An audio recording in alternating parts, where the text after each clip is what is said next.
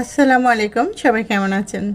আশা করি সবাই অনেক বেশি ভালো আছেন। আপনাদের দোয়া এবং আল্লাহর বিশেষ রহমতে আমিও ভালো আছি।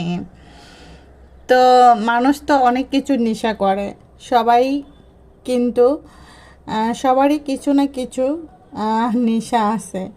তো আমার ছোটোবেলা থেকে আর্ট করা একটা নেশা, আর এটা আমার পেশাও বলতে পারেন। কী আর বলবো, আর্ট করতে আমার অনেক বেশি ভালোই লাগে, খারাপ লাগে না। তাই তো প্রতিদিনের মতো রোল, পেন্সিল, খাতা নিয়ে আর্ট করতে বসি। তবে আর্ট করা নিয়ে তোমাদের সাথে একটা গল্প শেয়ার করতে চাচ্ছি। সেটা হচ্ছে কি, আমি পড়াশোনা বাদ দিয়ে যখন আর্ট করতাম, আমার না এক বস্তা কাগজ জড়ো হইতো, মানে জমা হইতো আর কি। তো ওই কাগজগুলো আমার মা আবার কি করতো, বস্তা করে রেখে দিত।